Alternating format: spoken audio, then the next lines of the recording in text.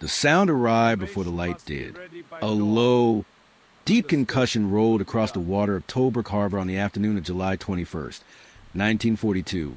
Not the sharp, percussive crack of an artillery shell, but something heavier, something subterranean in quality, as though the sea floor itself had shifted. Seagulls lifted from the quay walls in a single white cloud. Men standing near the dockside turned toward the water without quite understanding what they were turning toward. Then the fire came, orange and rolling, stained black at its edges where the burning petroleum began to billow upward in dense columns that bent in the coastal wind and dragged themselves westward over the harbor.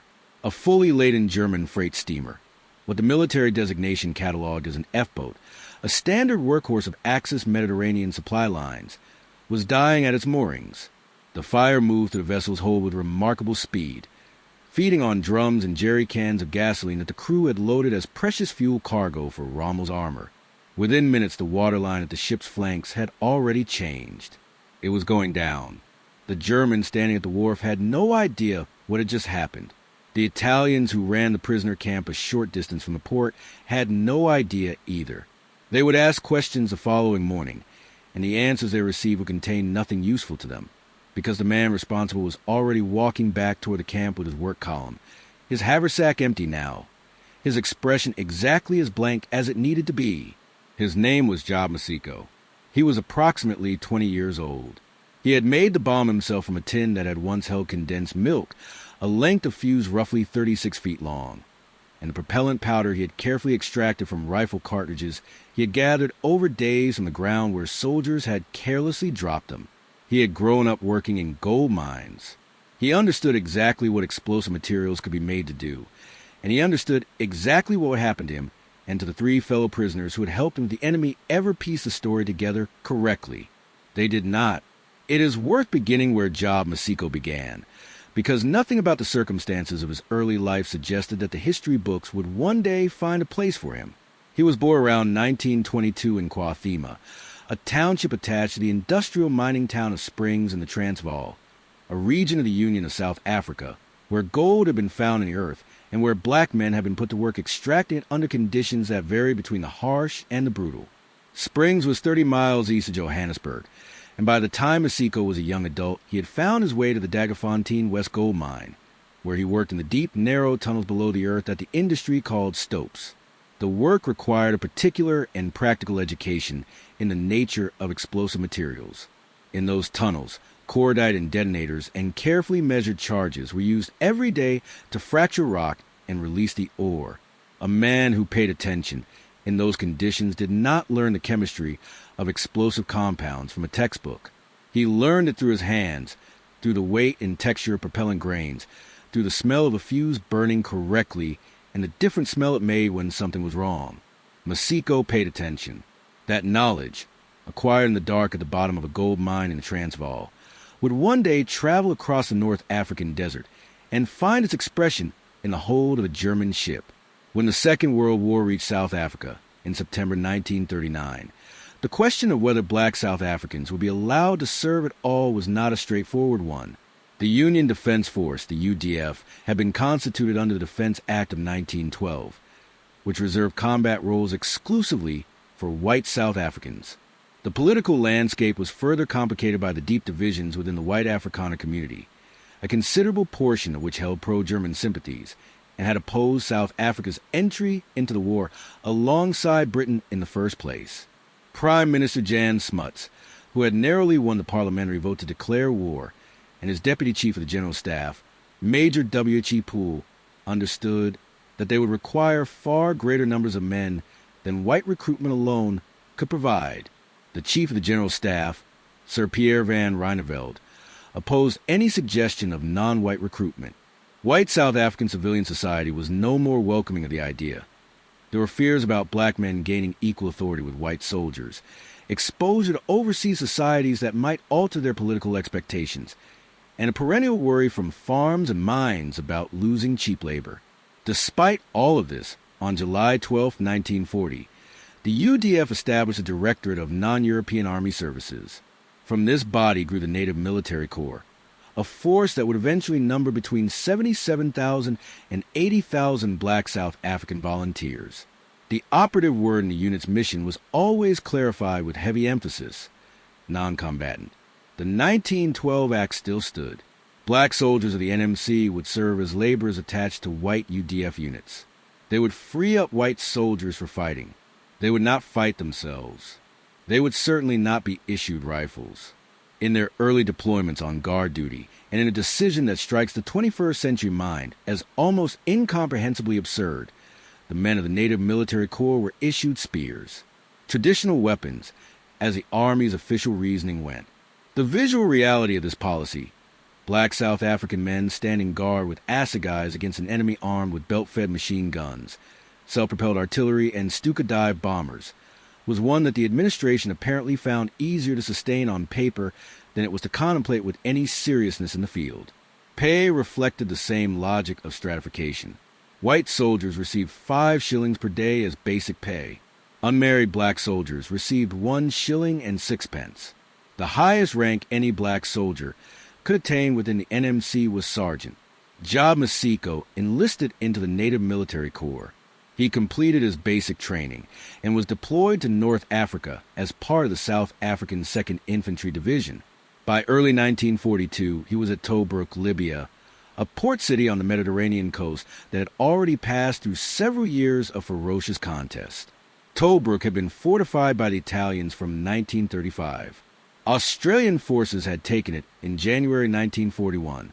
Rommel's Africa Corps had besieged it for 8 months through 1941 before a relief operation freed its garrison in December of that year. In the month that followed, the strategic situation in the Western Desert had shifted again. Rommel received new tanks, launched a fresh offensive, and by May 1942 the Battle of Gazala had begun. By June of that year, the British 8th Army had been driven eastward toward the Egyptian border, and Tobruk was left exposed. The Desert Air Force, operating from airfields at Sidi Barani, found that Tobruk now fell beyond effective fighter range. The city's own perimeter, 35 miles long, with anti-tank ditches that had partly silted in and minefields that had been partially stripped to bolster the Gazala line, was manned by a garrison that included a significant proportion of support troops and laborers rather than frontline infantry. When the NMC soldiers at Tobruk had first been deployed to their positions, they had held their spears. Then, as the situation deteriorated and Rommel's forces closed in, desperation overrode doctrine, and the black soldiers were finally given rifles.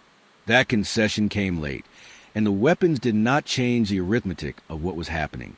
On the morning of June 20th, 1942, the Panzer Army Africa attacked the eastern perimeter of Tobruk with massed air support.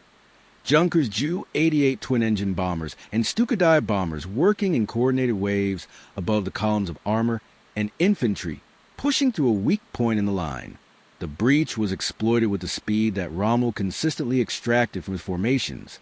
On June 21st, 1942, Major General Hendrik Klopper, the commander of the South African 2nd Infantry Division, who had been placed in charge of the entire Tobruk garrison just 5 days before the attack, surrendered. 33,000 men laid down their arms. It was the second largest capitulation by the British Army in the entire war, exceeded only by the fall of Singapore 4 months earlier. Winston Churchill, who was with President Roosevelt in Washington when the news arrived, later wrote that it was one of the heaviest blows of the war. Of the 10,722 South Africans in the garrison, 1,200 were members of the Native Military Corps. The Germans immediately sorted the prisoners by race. It was the logic of their own ideology applied to an administrative problem.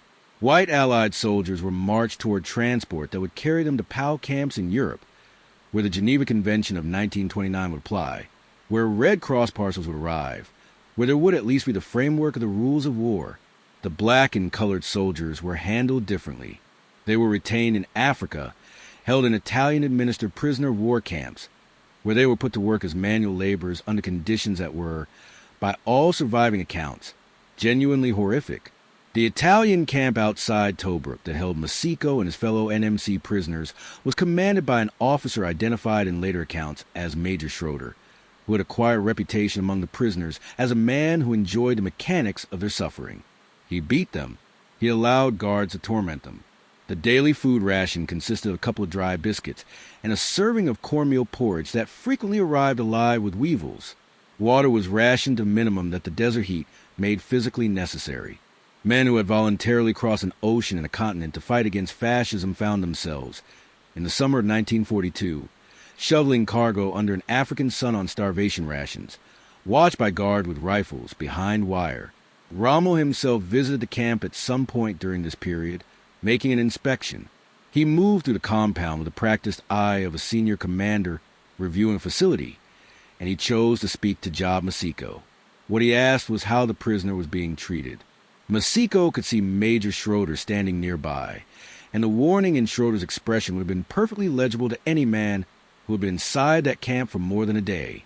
A lesser man, or perhaps simply a more calculating one, would have said that things were fine, that there were no complaints worth bringing to the attention of a field marshal.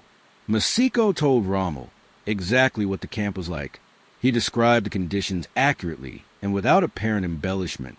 For this act of direct honesty to one of the most powerful military figures in the war, Maseko was placed in solitary confinement in a punishment cell the prisoners called the hole, where he was tortured. The interaction does not appear in Rommel's published papers, but survived in the testimony of the men who witnessed it. It is the kind of detail that, once known, does not leave you, because it reveals something about Maseko's character that no military citation is quite precise enough to capture. A specific quality of fearlessness that operated not just in the presence of enemies who could be fought, but in the presence of authority that could destroy him, and had every practical incentive to do so. Part of the forced labor that the prisoner performed involved working as stevedores in Tobruk Harbor, loading and unloading the German and Italian supply ships that the Axis depended on to keep Rommel's army fed and fueled as it pushed east toward Egypt. The harbor had become a critical node in the supply chain. German freight vessels of the type designated F-boats, flat-bottomed, broad-beam motor vessels designed to carry bulk cargo in shallow Mediterranean waters, moved through regularly, carrying fuel, ammunition, food, and equipment. The prisoners were marched down to the dockside and worked details, supervised by guards, and put to the labor of moving that cargo. In the economy of a desert war, there was nothing routine about what those ships carried. Gasoline was life and death in equal measure for any armored force. A convoy of tanks that ran dry became 30 tons of immobile steel. The Axis supply situation was already strained. Any disruption to the flow of materials through Tobruk mattered. Maseko had been accumulating materials. He was not a trained saboteur. He had received no instruction in clandestine operations. What he had was a particular education of a gold miner, a working knowledge of propellant compounds and how they behaved, of what happened when heat and confinement were introduced to volatile materials, of how a fuse needed to be constructed to burn at a reliable rate over a calculable distance. He gathered his components over a period of time with a patience that must have required extraordinary self-discipline in those circumstances. Spent and dropped cartridges were not difficult to find on the ground around Tobruk. The area had been fought over repeatedly, and the detritus of military occupation was scattered everywhere. From those cartridges, Maseko extracted the cordite propellant. He obtained an empty condensed milk tin, a common container in any military provisioning environment of the era. He fashioned a fuse roughly 36 feet in length. He packed the cordite into the tin. He carried the completed device in his haversack on the day he intended to use it, going to work in the harbor with a bomb on his back and a face that showed nothing. The date was July 21st, 1942, exactly 1 month after the fall of Tobruk. The work detail that day involved unloading cargo from a German freight steamer moored at the quay, a fully laden vessel that the citation would later describe as probably an F-boat. The hold contained drums of petrol and jerry cans of gasoline. Maseko went below deck. His 3 fellow prisoners, Andrew Mohudi Sampolice and Coos Williams, held their positions on the deck and engaged the German guards in conversation. This was not an improvised distraction. It was an arranged one.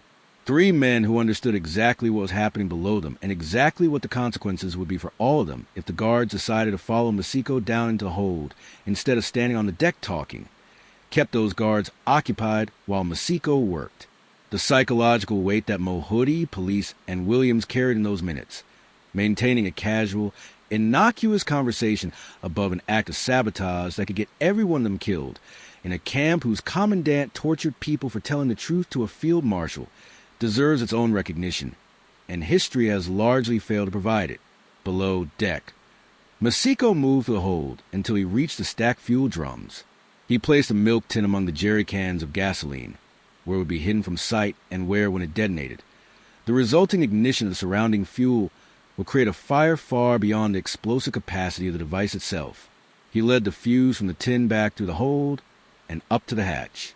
He waited until the work party was collecting the final loads to come off the ship, which gave him the cover of legitimate movement, and the guarantee that the entire prisoner detail would be off the vessel before the fuse burned down to the tin. He lit the fuse. He closed the hatch. He walked off the ship with the last load. The walk from the ship back toward the camp must have been one of the longest short distances he ever covered. 36 feet of fuse burned at a pace that Maseko had calculated from his mining experience, but calculations made under stress, with imperfect materials, in circumstances where a single mistake in measurement could mean the device went off while he was still in the hold. Those calculations carry a particular quality of risk that no textbook exercise can replicate. The work column moved at a normal walking pace. No one ran. There was nothing in the behavior of any of the four men that would have told the guards anything was different about that afternoon. When the explosion came, it came as a sound first, that low, compressive detonation that moved across the water and lifted Bird from the quay walls. The fire followed almost immediately, fed by the drums of petroleum in the hold, spreading across the fuel that had been stored there for Rommel's tanks. The ship burned and then sank. The prisoners, back at their camp, saw black smoke rising from the direction of the harbor, and then, a short time later, heard further explosions as the fire reached additional fuel stores. The operation had worked. The fully laden enemy steamer, as the official citation would phrase it, was destroyed in the explosion and the subsequent fire. The next morning, the prisoner work detail was questioned. The Italian administrators asked whether anyone had been smoking on board the ship. It was a logical question given that the apparent cause of the fire was accidental ignition, a carelessly dropped cigarette near exposed fuel. The prisoners answered that cigarettes were forbidden and were not included in any rations, which was entirely accurate, and which their Italian captors could not dispute because it was the Italians themselves who had established that rule. The questioning went nowhere. The Germans, as Maseko's later testimony suggested to those who debriefed him, had suspected carelessness rather than sabotage. It was a reasonable assumption. A German freight steamer loaded with fuel, worked by prisoner laborers in an improvised harbor facility in a recently captured port, was exactly the kind of environment where accident happened. The idea that one of those prisoners had carried a homemade bomb onto the vessel in his haversack, had packed it against the fuel drums, had calculated a fuse with sufficient precision to guarantee his own escape, and had then walked calmly back to camp. That thought, apparently, did not seriously present itself to the investigators. Maseko and his three companions were not closely interrogated. They were not separated. They were not punished. This outcome was not simply luck. It was a result of planning. Maseko had understood, at some level that combined mining instinct with a clear assessment of the situation, that the success of the operation lay not in the explosion itself, but in the invisibility that came after it. A bomb that sank a ship and got its maker executed had accomplished half of what it needed to accomplish. A bomb that sank a ship and left no trail. To follow was a complete act of resistance. He had built both the device and its deniability simultaneously, and the deniability held. Maseko did not remain passive after the sabotage. At some point in the months that followed, he found and repaired a discarded German radio, which he hid in a hut. Through it, he began receiving broadcasts from Cairo, and those broadcasts told him something that the camp administrators had been carefully concealing from their prisoners. The war was not going away the Axis claimed. The Germans had been feeding the POWs a steady diet of manufactured progress reports, implying that the campaign in North Africa was unfolding in their favor, and that the war was effectively decided. The radio told a different story. Maseko learned about the Allied resistance at El Alamein, about the holding of that line, about the possibility that the tide was turning. He decided to go and join it. He escaped from the Italian POW camp with one companion. What followed was 23 days of movement through the North African desert. an environment of extremes that has killed experienced, well-equipped soldiers who had every advantage he lacked. He had no reliable supply of water. He had no accurate map. He was moving through territory that was either enemy-held or contested, through heat that, in the summer months, regularly exceeded 40 degrees Celsius in the open scrubland. He navigated by what he knew and what he could observe, moving in the direction of the Allied lines he had heard about on his hidden radio. At some point during those 23 days, an Allied armored car found him, or he found it. He was returned to the South African forces alive. He was approximately 20 years old. In October 1942, Maseko joined the Second Battle of El Alamein as a stretcher-bearer with the 1st South African Infantry Division. The battle, fought between October 23rd and November 11th, 1942, was a decisive engagement of the North African campaign. The moment when General Bernard Montgomery's 8th Army broke through Rommel's defenses at El Alamein and began the pursuit that would end in the Axis expulsion from North Africa. Maseko's role was non-combatant in its official designation, but anything but passive in its reality. Stretcher-bearers at El Alamein worked in conditions that their medals rarely fully convey, moving through minefields and under artillery fire to reach wounded men, carrying them out over ground that the fighting had transformed, doing it repeatedly through hours and sometimes days of continuous engagement. After El Alamein, Maseko was transferred to the 6th South African Armored Division, which would go on to serve in the Italian campaign. It was in this period that the formal accounting of what he had done in Tobruk Harbor began. The man responsible for piecing that accounting together was Colonel H.O. Sayer, the Deputy Director of Non-European Army Services. When an escaped POW returned Allied lines, standard procedure required a debriefing, a systematic questioning that established what the soldier had seen, done, and experienced during captivity, partly for intelligence purposes and partly to assess whether any claims the soldier made could be verified. Maseko told his story. Major Fred Rodseth wrote out the statement for him. Colonel Sayer read it and, crucially, believed it. The account of a single prisoner held in an enemy camp, claiming to build a bomb from scavenged materials and sunk a German ship, was not, on its face, the kind of testimony that carried automatic credibility in the administrative machinery of a military bureaucracy. A citation for a bravery award required evidence. Evidence, in this case, meant a sunk ship. Sayer took Maseko back to Tobruk after the Allies had retaken the port. He asked Maseko to indicate where he remembered the cargo ship being moored on the day of the sabotage. A diver was sent down. The Germans, apparently in their own salvage operations, had dragged the wreck away from its original position at the quayside, but it lay close to the location Maseko had indicated. The diver examined the hull. He found sufficient evidence of fire in the hold to confirm that there had been a sustained burn below deck consistent with an explosive ignition among flammable materials. The physical evidence matched the account. Sayer proceeded with the citation. The original recommendation was for the British Empire Medal for Gallantry, an award that recognized meritorious military or civil service. The document moved up through the chain of command. At some point, almost certainly Colonel Harry Cilliers, the GSO-1 on Major General Theron's staff, reviewed the citation, crossed out the letters BM with a single line, and wrote in their place, Immediate MM. The military medal, the distinction matters. The British Empire Medal was awarded for meritorious service.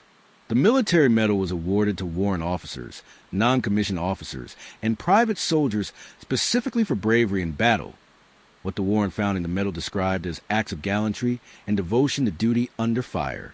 The upgrade from BM to MM was not a consolation. It was a recognition that what Maseko had done belonged in a different and more distinguished category. The citation, bearing its final endorsement by South African Major General Francois Henry Theron, and its ultimate approval by General Sir Harold Alexander, the Commander-in-Chief of Middle East Forces, was gazetted in the supplement to the London Gazette on March 11, 1943. The citation's language is worth reading in full, because it is spare and precise in the way that military citations tend to be, and because that very spareness communicates something important about how the Army understood what it was recognizing. It read, "For meritorious and courageous action in that on or about the July 21st, while prisoner of war, he, Job Maseko, sank a fully laden enemy steamer, probably an F-boat, while moored in Tobruk Harbor. This he did by placing a small tin filled with gunpowder in among drums of petrol in the hold, leading a fuse therefrom to the hatch and lighting the fuse upon closing the hatch. In carrying out this deliberately planned action, Job Maseko displayed ingenuity, determination, and complete disregard of personal safety from punishment by the enemy or from the ensuing explosion, which set the vessel alight. The medal was presented to Maseko by Major General Theron at a parade while the 6th South African Armored Division was serving in Italy. By this point, Maseko held the rank of Lance Corporal. His service number was N4448. He had fought at Bardia during Operation Crusader. He had been captured at Tobruk. He had survived a brutal Italian prisoner of war camp. He had sunk an enemy ship with materials he gathered from the ground. He had walked for 23 days through the North African desert to rejoin the fight. He had carried stretchers at El Alamein. He had participated in the Italian campaign. He wore the ribbon of the military medal, along with the 1939 to 1945 star, the Africa Star, the Italy Star, the War Medal, and the Africa Service Medal. In the portrait that war artist Neville Lewis painted of him in Cairo in 1942, he looks directly at the viewer with an expression that suggests someone who has already decided, at a young age, not perform any emotion that he does not actually feel. There is a controversy attached to Maseko's name that has generated considerable press attention over the decades since the war, and it is worth examining clearly because the way it has been told, and the way the actual documentation contradicts certain versions of the telling, reflects something true about how history handles the reputations of men who don't fit the established narrative easily. In 1963, Neville Lewis published his autobiography, Studio Encounters. In it he wrote that Maseko had been nominated for the Victoria Cross, but that senior South African officers had blocked the recommendation because of his race. This assertion was picked up by journalists, repeated in political speeches, and eventually in 2021 became the basis of a petition to the British government asking that Maseko be posthumously awarded the VC. The petition was rejected. When researcher Dion Fourie of the University of South Africa examined the relevant files at the UK National Archives and the South African National Defence Force Archive, he found no evidence of any Victoria Cross recommendation from Maseko at any level of the chain of command. What the archive showed was the original BM recommendation and the penciled upgrade to MM. There was no VC. There was no record of a VC being blocked. This is not, in any simple reading, an exoneration of the racial politics of the Union Defense Force, which are discriminatory in ways that the evidence amply documents: unequal pay, restrictions on rank, the spears, the Italian camps rather than the European ones. But the specific narrative that Maseko was denied a VC by racist senior officers is, based on the available archival evidence, a story that Neville Lewis appears to have elaborated without documentation, and that subsequent repetition transformed into apparent fact. The actual record of what happened to Maseko's citation tells a less dramatic but arguably more honest story. A man was initially recommended for one award. That recommendation was upgraded to a more appropriate and more distinguished one, and the final citation was approved by the Commander-in-Chief of the entire Middle East Theater and gazetted in the official record. The military medal, in the hierarchy of the era, was not a consolation prize. It was a medal that the British Army gave to men who did extraordinarily brave things. Whether Maseko's act met the technical criteria for the Victoria Cross, which required that the act be performed in the direct presence of the enemy and be witnessed, is a question that military historians and decoration scholars have addressed. Keith Lumley of the Victoria Cross Trust has noted that Maseko's action, while displaying remarkable courage, did not technically satisfy either requirement. He was not in direct combat when he placed a device. The 3 fellow prisoners who witnessed the act were themselves prisoners, not independent witnesses in the military procedural sense. In the entire course of the Second World War, only 5 Victoria Crosses were awarded to South Africans. The thresholds were extraordinarily high. These are the parameters the Army used. They can be debated, and in Maseko's case, they probably should be. But the debate is a legitimate one, and it is different from the claim that a confirmed VC recommendation was suppressed by racist officers, which the archives do not support. What the archives do support, without any ambiguity, is the following: a black South African man from a gold mining township denied firearms when his white counterparts trained with them paid less than a third of a white soldier's wage, held after capture in conditions deliberately more severe than those applied to white prisoners, found a way in the middle of that system of compounded inequities to strike a meaningful blow against the enemy that the entire system claimed to be fighting. He did it with a tin can, 36 feet of fuse, and the knowledge he had accumulated in the dark tunnels of the Daggerfontein West Gold Mine. He then walked 23 days through the desert to keep fighting. The military machine eventually produced a piece of documentation that acknowledged this, and a general eventually pinned a ribbon on his chest. That the acknowledgement was real does not mean the inequities that surrounded it were not also real. Both things are true simultaneously. When the war ended, Job Maseko came home to South Africa. He came home to a country that was moving rapidly and with considerable official determination in the direction of apartheid, which would be formally codified into law in 1948 under the National Party government. The pension system that awaited him was governed by a structure that set African pension scales at 2/5 the rate applicable to white veterans. The skills he had acquired during his service, whatever combination of discipline, leadership, technical knowledge, and demonstrated capability the Army had developed in him over 6 years, did not translate into employment opportunities in post-war South Africa because the laws that governed what black South Africans could do, where they could work, what wages they could legally be paid, had not changed. They would get stricter. He returned to the world of Springs and Kwathima, which was, as one account puts it with an accuracy that is worse than any editorial comment could be, very much the same as the pre-1939 South Africa. The NMC had recruited him with posters and film vans showing recruits in training. The Union Defense Force had taken him to North Africa, captured him, watched while the Italians worked him in a prison camp, seen him escape across the desert, deployed him as a stretcher-bearer, and eventually given him a medal at a parade in Italy. The country he returned to had no particular use for what any of that meant about who he was. On March 7, 1952, Job Maseko was struck and killed by a train in Springs. He was approximately 29 or 30 years old. His death certificate gives his age as plus or minus 30 years, which is itself a kind of summary of how official record-keeping had handled the details of his life. He died poor enough that his funeral was paid for with borrowed and donated money. He was buried in the Painville Township Cemetery in Springs, South Africa. It took decades for the accounting to begin to correct itself. A primary school in Kwathima was named after him. The main road linking Springs to Kwathima was given his name.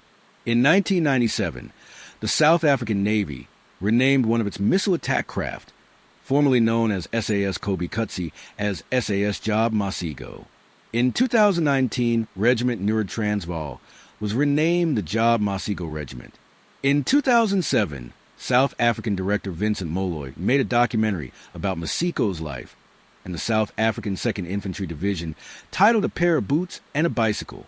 The portrait that Neville Lewis painted of him in Cairo in 1942 is held in the Ditsong National Museum of Military History. His family still lives in Kwathima near Springs, and his niece, Jennifer Nkosi Maba, has visited his grave and spoken of him to researchers who came looking. The Native Military Corps awarded a total of 119 medals and commendations to its soldiers across the war, 1 Distinguished Conduct Medal, 16 military medals, and a range of other honors. Maseko's was among the 16. The Corps suffered 770 wounded and 1,519 dead, or presumed dead. The Commonwealth War Graves Commission records 1,677 men of the Native Military Corps buried around the world, in Egypt, Libya, Italy, France, Germany, Myanmar, Lesotho, Kenya, Namibia, and South Africa itself.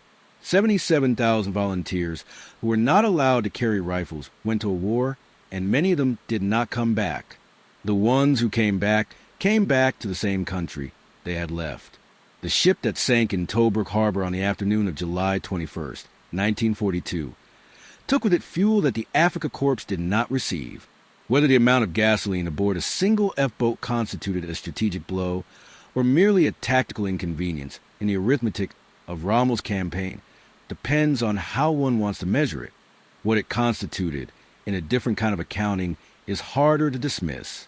A man who had been told by his government that he was not trusted with a firearm, who had been separated from his white fellow prisoners and left to an Italian camp commander who beat people for entertainment, who had already spent time in a punishment cell for telling the truth to a field marshal, found a way to do something to the enemy that the fully armed, fully recognized, properly paid soldiers around him did not do. He found a way using knowledge acquired before the army ever knew his name. He found it alone in the hold of a German ship with a milk tin and a piece of fuse. There is a moment in the documented record of his escape that stays with the mind. He was listening to the hidden German radio in the prisoner camp, hearing Cairo broadcasts that told him the war was not what the camp administrators claimed it was. He heard Montgomery holding at El Alamein. He heard that the Axis advance had been stopped. He put down the headphones and, at some point shortly after, walked out into the desert and started moving east toward the Allied lines. 23 days away on foot through the rain, where the distinction between survival and death lay in details as specific as how much moisture remains in a man's tissues at midday in July. He did not know with certainty that he would make it. He knew where he wanted to go and what he intended to do when he got there. He walked until an armored car found him. Back in Springs, in the Painville Township Cemetery, there's a grave that had to be paid for by donations because the man in it left no money. The school down the road and the road itself carry his name now, and the children who walk that road on the way to school are not, in any formal educational sense, required to know that the man it is named for once carried a bomb in a haversack onto a German ship and sank it, that he once told a field marshal the honest truth about conditions in a prisoner of war camp, that he once walked 23 days across the North African desert because a radio told him the war was not over. Andrew Mohudi, Sam Police, and Coos Williams were alive at the end of that afternoon in July 1942 because a fuse burned the right way and the Germans asked about cigarettes instead of sabotage. That is the simplest possible description of what job Maseko's planning and precision and nerve had actually purchased. Not a ship, though the ship went down. Not a battle, though the battle would eventually be won. 3 men, who kept talking to guards while a bomb was placed 30 feet below them, walked back to the camp alive that evening. That is what was for.